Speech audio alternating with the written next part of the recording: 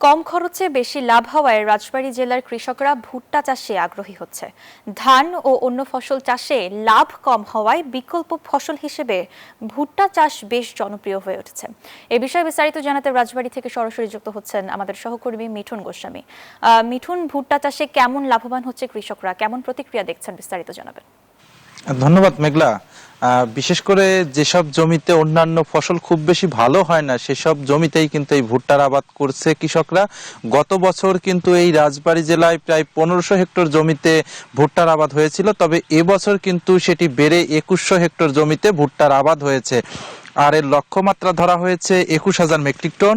কৃষকরা আমাদেরকে জানিয়েছে কৃষকরা মূলত যেসব জমিতে তারা অন্যান্য ফসল করতে পারে না, ঠিক সেই কারণেই কিন্তু এই সব জমিতে অপরিত্যক্ত হিসাবেই যেসব জমি ছিল সেসব জমিতে গত কয়েক বছর ধরে ভুট্টার আবাদ করে কিন্তু তারা ফলন ভালো পাচ্ছে, যার কারণে কিন্তু আগ্রহ বাড়ছে। বিশেষ করে এটিতে কিন্তু খরচও কম আবাদে, বিশেষ করে খুব বেশি পানির প্রয়োজন হয় না, সার কীটনাশকেরও খুব দরকার হয় না। এই ভুট্টাটি কিন্তু বছরে 2বার কিন্তু আবাদ করা যায় একই জমিতে।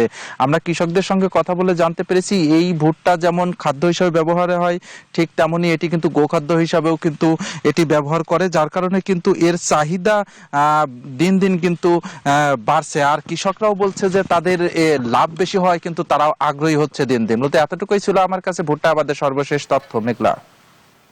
মিঠুন, আপনাকে ধন্যবাদ।